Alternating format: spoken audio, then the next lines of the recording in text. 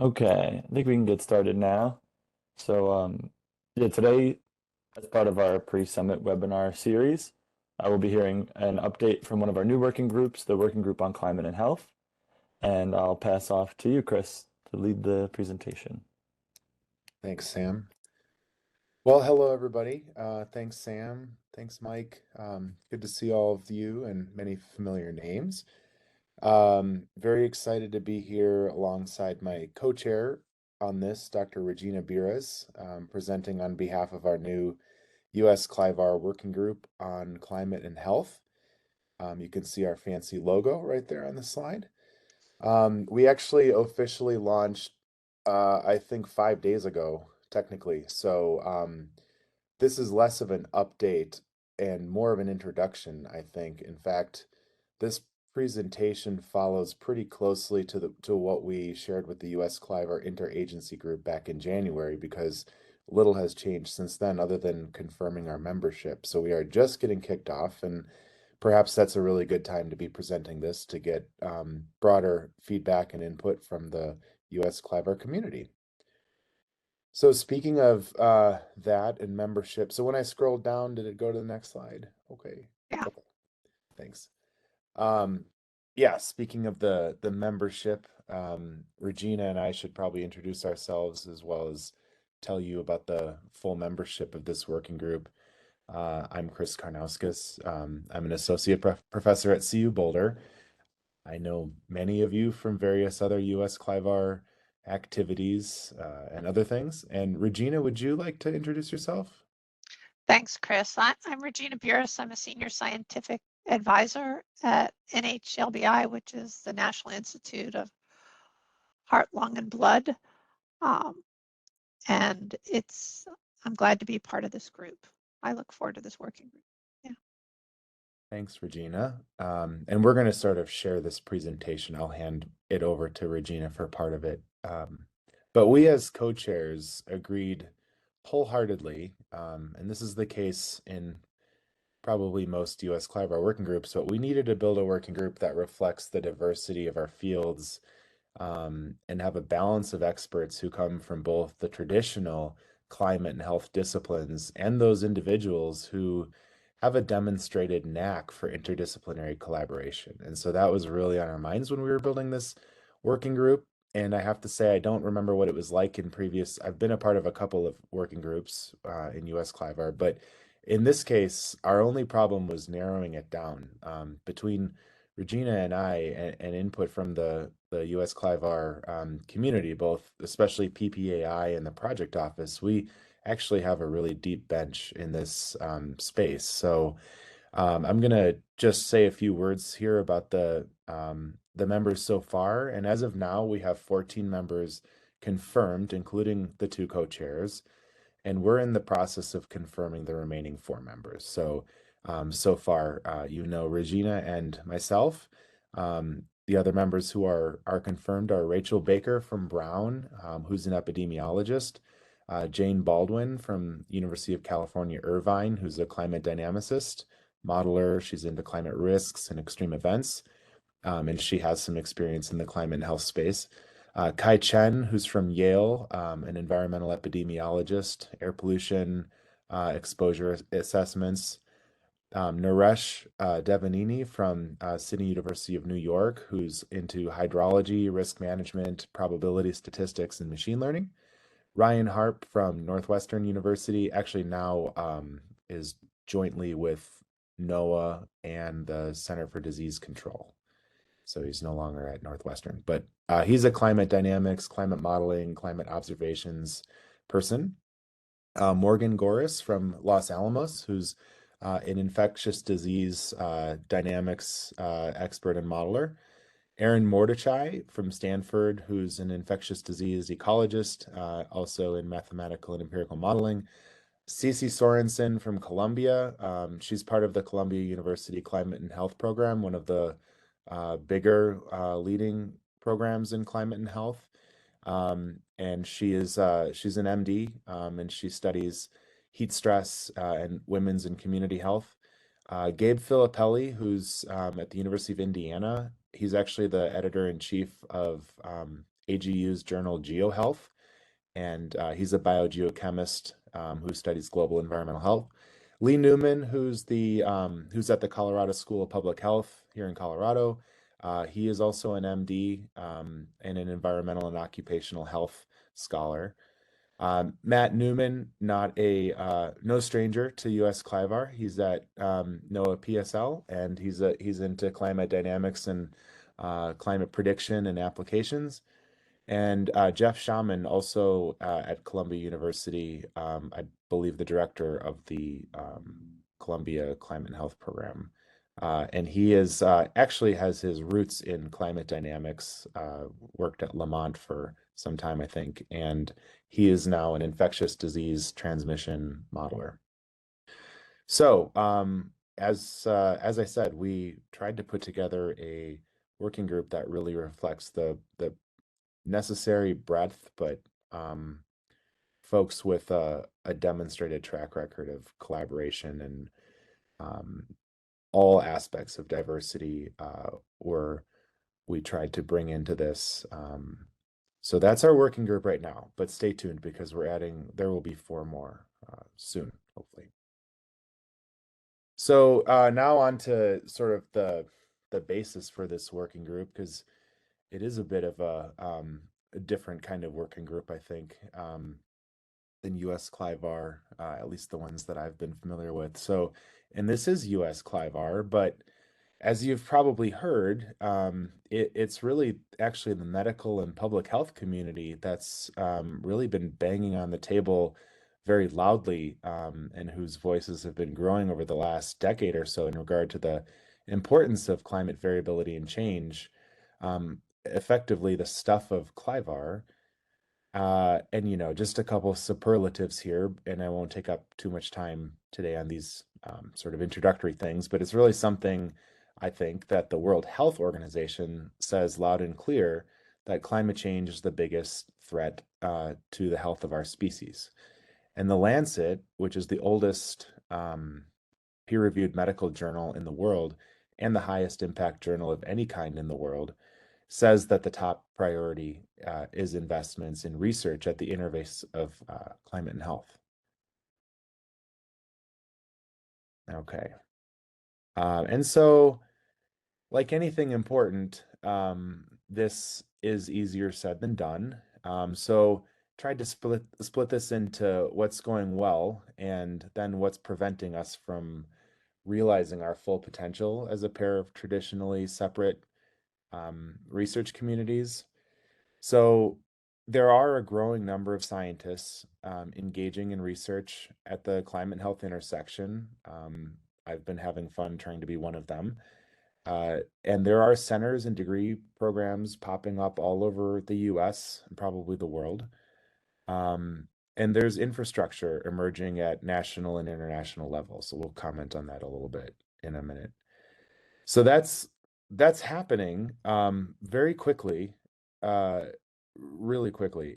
But at the same time, there's some bottlenecks and issues, sort of systemic issues within these research communities and the sort of structures that could be there to facilitate collaboration. And so that seems to be one of the things that US CLIVAR does really well, is address these things. And so a few of the relevant ones for this working group is that there is a lack of robust data management and sharing protocols, especially between these two fields.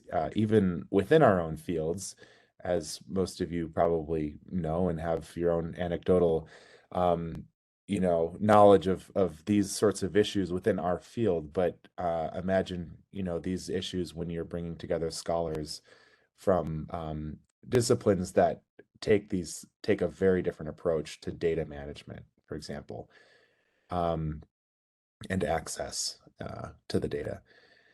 And we felt like there's an inadequate communication of uncertainties in climate predictions and projections. And that's going to be a big point of emphasis in this working group, is making sure that uncertainty in climate prediction and projection is accurately conveyed and actually incorporated into studies of climate and health. And of course, as in any sort of interdisciplinary venture, there is this traditional disciplinary segregation between the two fields, and painfully, in the funding landscape, this is a big issue. So again, another reason why a US CLIVAR working group seemed to be a good idea, because we do have strong engagement with funding programs and program managers. So we plan to utilize those connections. And we think that these issues threaten the recruitment and retention of a strong, diverse workforce, addressing, the big challenges from the previous slide that, this could well be one of the greatest challenges of our research challenges of our time for our species. So we want to make sure that that's not, we can do what we will do what we can to mitigate these barriers to progress in this field. Okay, so right, essentially our mission was written with removing those roadblocks in mind. So I'll just read it. It's to make significant progress on removing those roadblocks by establishing a community of practice with well-vetted protocols for data management and sharing, improving the quantification, communication, and understanding of uncertainties in climate prediction and projection, and by laying a groundwork for partnership between federal funding agencies, such as those currently represented within the US CLIVAR Interagency Group, but also the National Institutes of Health.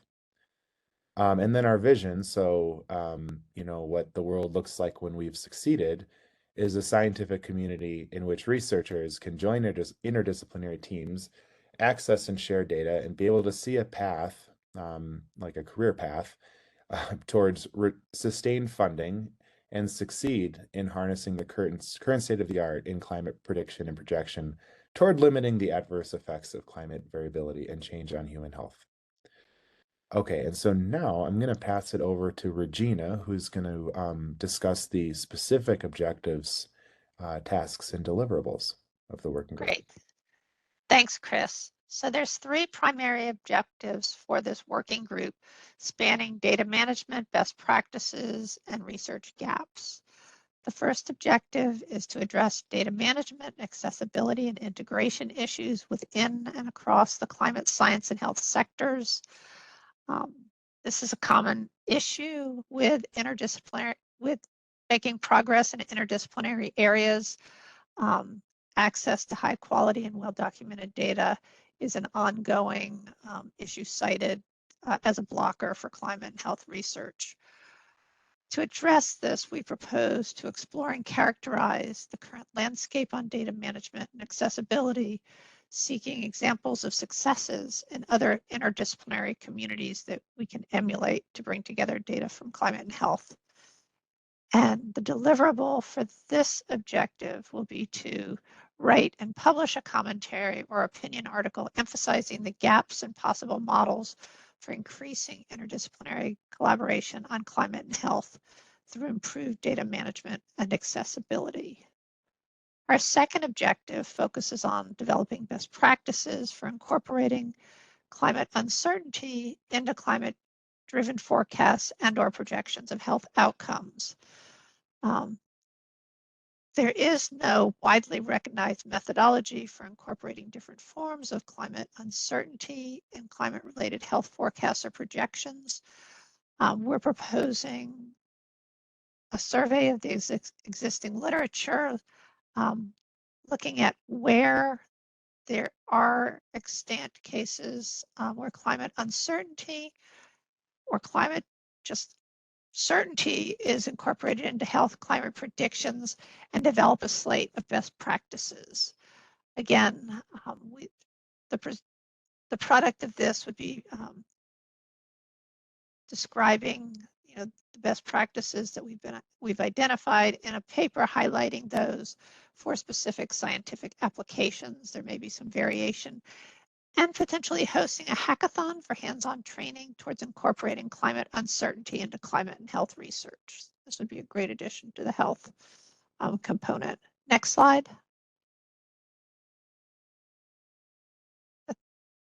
The third objective is to identify research gaps and future programs that are key to the development of the workforce underpinning this crucial research enterprise. So Kris talked about, these programs popping up. What we'd like to do here is address some of the potential threats to recruitment and retention of a strong, diverse workforce, addressing the challenge of research in climate and health, looking at the current landscape for research at this nexus, working with stakeholders, practicing researchers, science program leads, and sort of chart out how best to, go forward with these initiatives. So some of the deliverables here might be webinars and reporting to US CLIVAR and other stakeholders. Kris?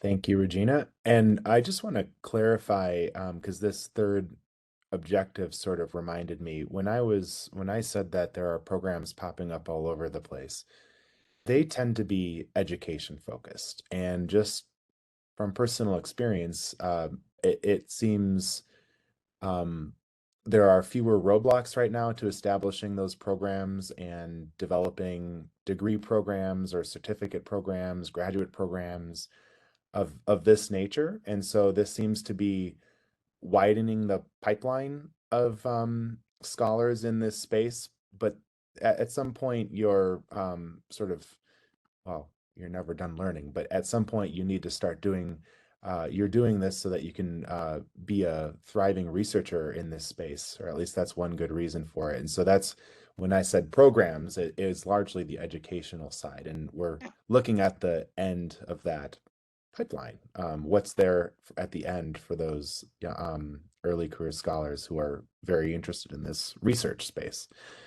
Okay, and so just to carry on here, okay, this is a bit more sort of prospectus type stuff, but I should say anyway that a lot of this came from a kind of a long history with US CLIVAR. It had been on the collective mind for some time, especially within the US CLIVAR PPAI panel.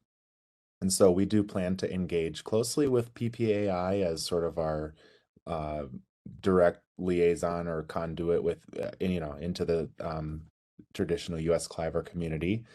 And you'll continue to hear from us. Outcomes being presented in the final year at the summit, and periodic updates to the broader community, as this would be. We hope to contribute an article or two to the US CLIVAR newsgram and variations, and then of course the report at the end of the working group, which is a 3-year life cycle. And just to, let's see, this is it. So yeah, I said there are other structures aside from educational programs that are, sort of cousins to what we are starting here. For example, the NIH has established the working group on climate change and health. Correct me if I'm wrong, Regina, but you are on that or a co-chair of it? Yeah. Okay. There's also an executive committee of climate change and health. So this is the broader group, but yeah. Yeah, and so we don't intend to do this in a vacuum. In fact, it was recognized pretty early on that doing this just as US CLIVAR with the traditional IAG would not lead to the impact that we could have if we partnered as closely as possible with NIH. There's the AMS and the AGU that have sprouted their own groups, committees, or boards, or whatever they're called in this space. AGU, as I alluded to before, even launched a journal, GeoHealth, which has been, at least as far as I can tell, a very successful launch of a new journal.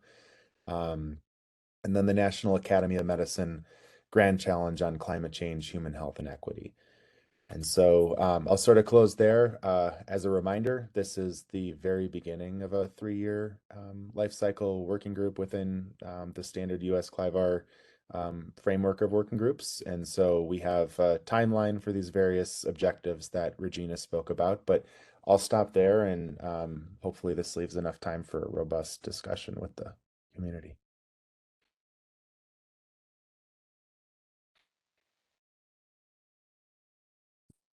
Go ahead, Mike.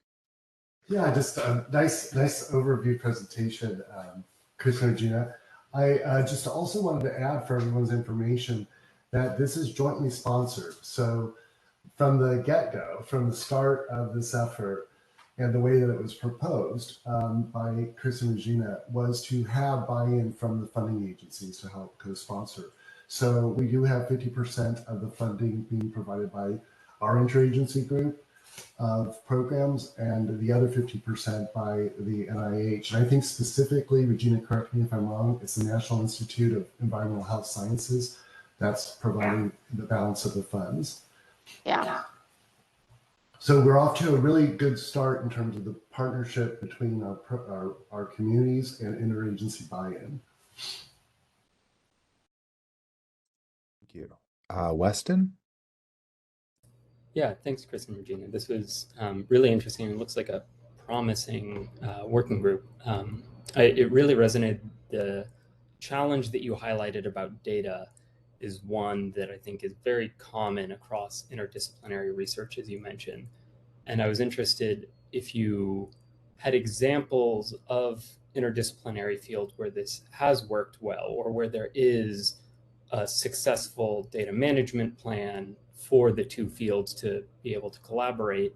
And I ask because I know from experience that the climate and food security intersection and interdisciplinary work does also face the same sorts of barriers, in particular with data management and a lack of a mandate from any particular agency to maintain the sorts of data that's specific to the interdisciplinary work as opposed to the disciplinary work happening within each separate field. So I was just curious the extent to which you all had time to explore that or think about that, recognizing that, as you said, this is early days in the working group, and so much of that work may be yet to come. I think that's a great question, Weston. I'm struggling to have an example like that off the top of my head, but I do think that those explorations are indeed part of the work of this working group, is to explore those and find precedents, successful and less successful, I suppose. But other folks here might have an idea too. Yeah, Mike. Just hop in to help address the question. So our other working group that we're starting this year, that we heard from just a couple of weeks ago, focusing on coastal climate data and predictions. Importantly, a portion of their work is also focused on trying to bridge gaps between, say, the open ocean and climate data, provision of data, and the data collection and provision in the coastal zone. And those communities are often quite different. And so the knitting together and the familiarizing each other's communities with what is available, and often developing a standard set of data protocols and ensuring accessibility, particularly for those who are unfamiliar with the data sets of the other field, is a critical ongoing issue with that comes out in not only our working groups as they're being proposed, but also recommendations that come out of many of the workshops that we support in US CLIVAR. So this is, I think, Wes, this is a very important issue, and so much of what supports science, and I think that's why this is a really good starting point for US CLIVAR in its engagement with the health community, to first and foremost focus on accessibility of data and the communication of where to find data. And so I want to just raise the point here and give the opportunity for the co-chairs to speak to the particular challenges with regard to health data, and some, particularly given that some of it's protected, and how that might be an additional challenge for this group in particular.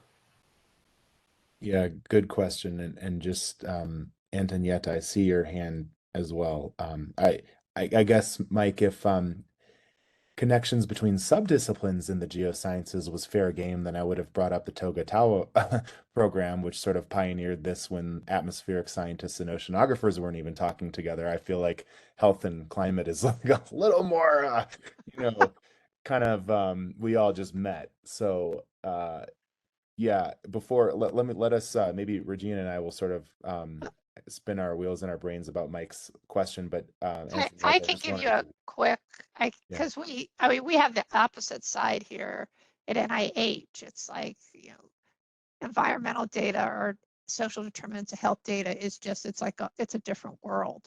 So there's, like we said, learning about the data and learning how to sort of bring the groups together and speak a common language. So it really is a form of building partnerships to work together. Because I think particularly in the health disciplines, they're very rooted in, it's very siloed. And even within, NHLBI, people are like, how do we deal with climate data? And it's like, well, first we need to have location data. So they don't, because so much of the health data is either highly protected or de-identified. So there's an accessibility issue that has to be addressed within the health field. And then there's, I think, collaborations and relationships that need to be built. So Antonietta, please chime in. Thank you. Yeah, well, thank you, Kris and Regina, for this overview. This is a very interesting and important problem. So, but it's also a very big problem, very vast kind of problem. So are you planning to maybe focus on some case studies? Like I know, Kris, that you have been working on, for example, the effect of ants on some disease in Africa, or so. How do you think you're going to approach this big problem? We did talk about that, and I think this was a question that IAG also asked us along the way, but we don't at this time plan to, focus on, like, let's say, vector-borne diseases or heat waves or in epidemiology, or I mean, it just seems unnecessary to narrow ourselves right away. So there are a lot of epidemiologists on the slate from the health side of the working group, but that wasn't really intentional either. So I don't know. I suppose when we haven't even had our first meeting as a working group, because as I said, we're like minute by minute, like this week, today, last week, next week, we're actually getting our final like yeses and whatnot from the members we're inviting. So that could be a function of sort of the passions of the people who are in the room, and we'll try to sort of take that temperature and utilize it if possible. But yeah, the answer is no. We didn't plan on that. Okay. Yeah. Oh, and about the data, just if I can chime in about the when we were asked about sort of some of the specific pain points with data, I would say just anecdotally, and I say anecdotally because a lot of this isn't even documented. A lot of these challenges aren't even well documented, and so anecdotally, in my handful of experiences collaborating at a small scale on like an individual research project with someone from somewhere in the health space, it's been very ad hoc. Like I got to do it because I knew someone who had a data set, and they had to just literally hold my hand and help me use this data set. And like they like we're being parochial. I mean, we in the climate space have our, go-to data sets in our repositories and gridded data. It's just a different world in the health sector. Even the time step is different. Okay, that's my usual joke I pull up is they use something called epi weeks. They don't, so even like the time step of the data sets is something completely foreign to us, traditional climate scientists. So most of it has been very ad hoc, and I get involved in it somehow because someone just knows me and they're like, where do I get the best, rainfall data set or something like that? And then we start helping each other out and realize that when we work together, we do better science, not just kind of like, here's where the data lives. So yeah, the problem is it's so ad hoc, and then the issue of how to communicate uncertain or how to propagate or communicate uncertainties in data sets, whether it's predictions and projections or historical data sets and uncertainties in the health sciences data, it just requires so much conversation, and you just have to know people at this point. That's kind of how it works. I know we're probably at time here, but I'm happy to field any more questions. Yeah, and not seeing any questions. I think we can probably close there. So thank you, Kris and Regina, for giving us this update. And thank you everybody for coming out. We were recording this, so I'll be posting this in the next couple of days. And for all the panelists, just a reminder to meet back same time next week for an update from the Ocean Uncertainty Quantification Working Group. Thanks, everybody. Have a good day. Thank you. Thanks. Bye.